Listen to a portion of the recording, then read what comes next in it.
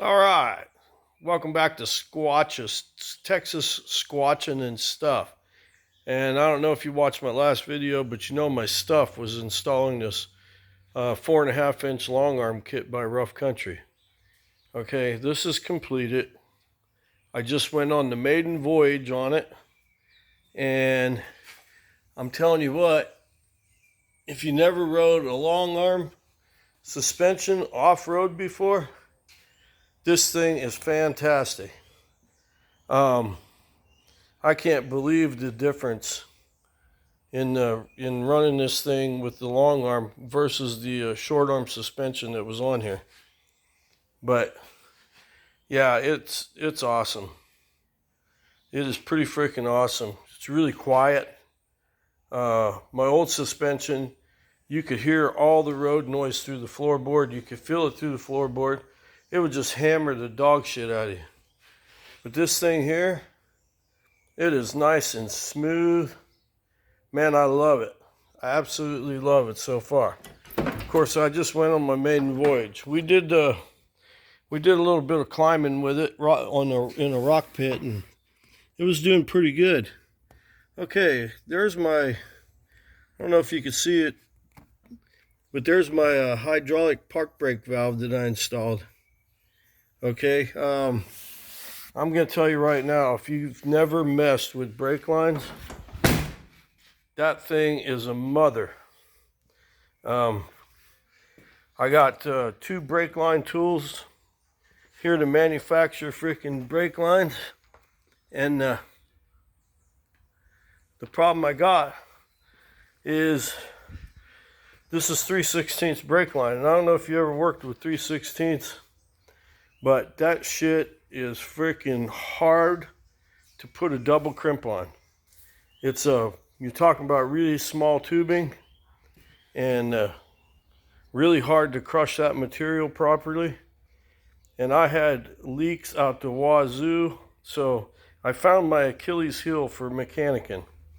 And it was that daggone 3/16 brake line. I'm telling you, that shit, man, I was about ready to go through the roof.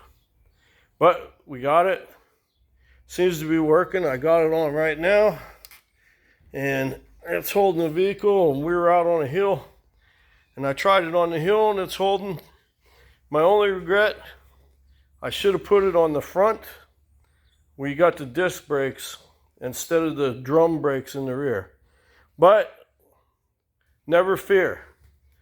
A disc brake conversion is coming for this. I'm going to get rid of this freaking drum brake crap.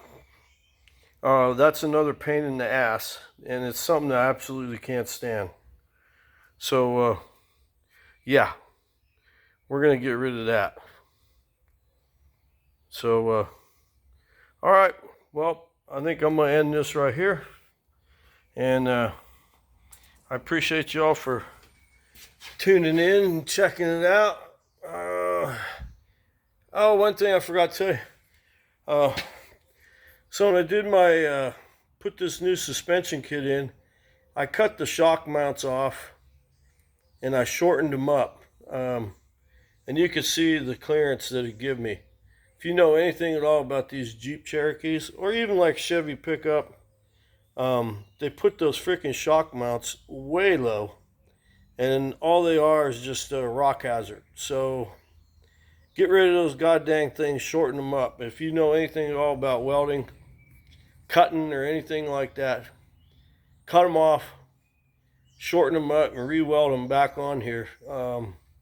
It's not very difficult to do. The most difficult part I had was cutting them off. I was trying not to take too much of the shock mount off, and I didn't want to get into the axle housing.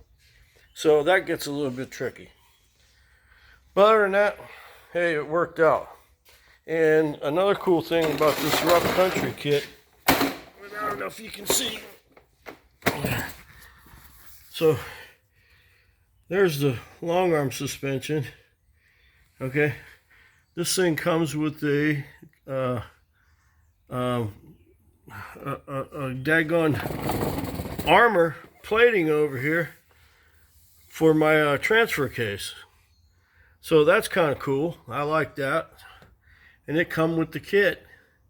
There are some features that didn't come with the kit that I'm a little disappointed about. Like, I had to modify a few things, such as, oh yeah, I got to still pull out that old freaking park brake handle right there. But one of the things that didn't come with the kit is the plates that go on top of the spring stack right there. Okay, they got a bolt on the top of that spring stack, which is not an issue. But if you go to put the old plate back on the top, you're going to find that you're going to have to cut that hole out.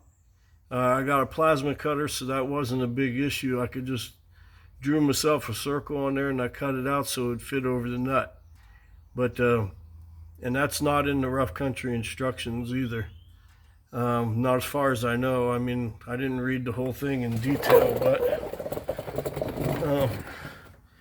but this is what it looks like on the bottom.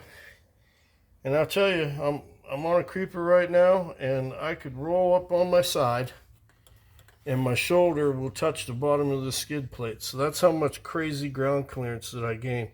When I measured it, I got 24 inches to the bottom of the body. So it gave me some really good ground clearance, and it's needed ground clearance because I hammer the crap out of this thing when I take it out.